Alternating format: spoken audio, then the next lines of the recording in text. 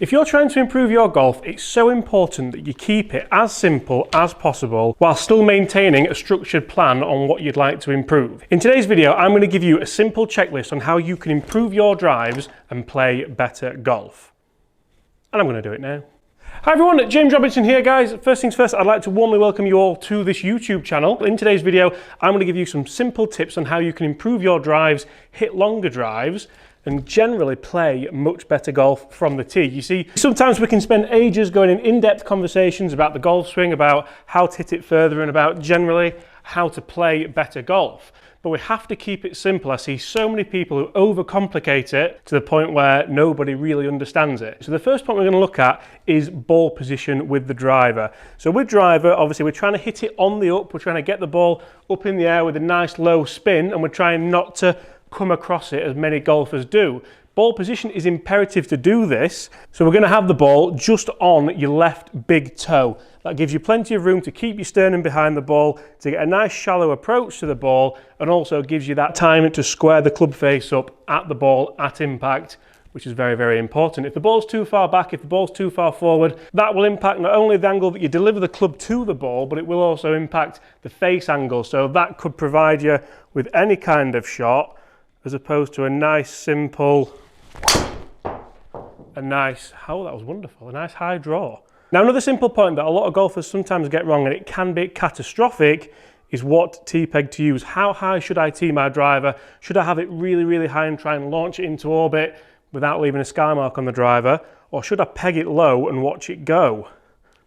I think is the saying. And the answer to that is very, very simple. It will depend on your ability level, on your ability to hit the ball as you want it. If you don't want to overcomplicate it, if you don't want to worry about damaging the top of your driver, all we want to do is see the golf ball halfway over the crown, as you can see here, by using the pink tee peg, and that generally works very well as a rule of thumb. Obviously, if you are trying to launch the ball in the air and get a low spin, keep half the ball over the crown of that club face, and generally you won't go far wrong. Cut. Not too bad.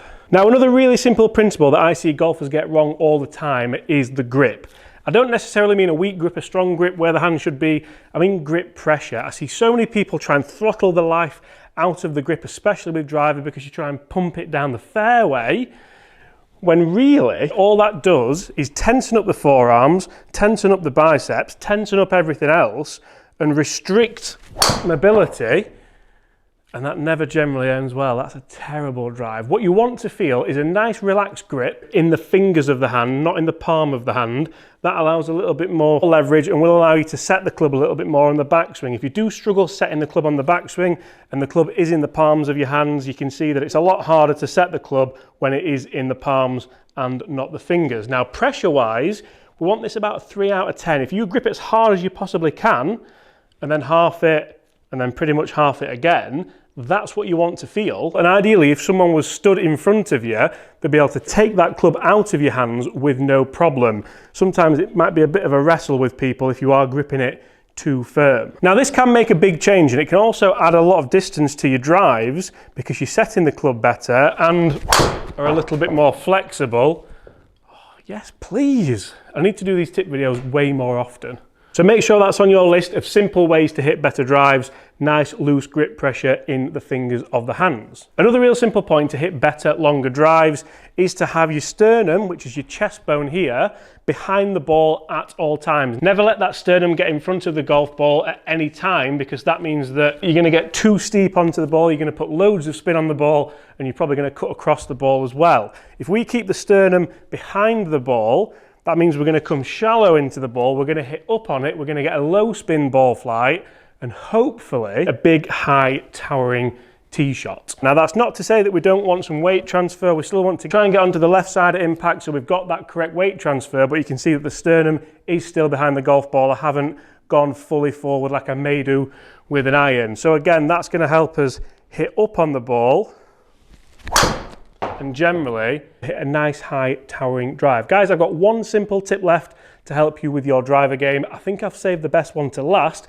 If you're still here, get in the comments below and let me know.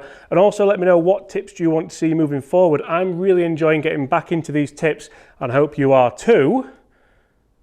I was just giving you some time to get in the comments. So the final tip is to use your bigger body parts, use your bigger muscles, use your bigger lever systems. If you try and hit a long drive just by using your biceps, generally that's not going to work and it's not going to end well for anyone. If you're trying to hit a long drive, we need to get rotational speed in there, and we do that with a good weight transfer and a good hip turn. So if you match those two things together and you get your weight on your right hand side at the top of the backswing and then turning to your left side, that's how, wow, I can't believe I've hit that so well. That's how you create easy, simple power time after time after time with the big dog. Guys, I really hope you have enjoyed that. If you have, smash that subscribe button below. A couple of quick, easy, simple tips so you can be better with your driver. I think I need to go and practice those because you know when you kind of unlock something in your brain. Guys, thank you so much. Subscribe if you like it. And apart from that, I'll see you all at the same time tomorrow. Bye.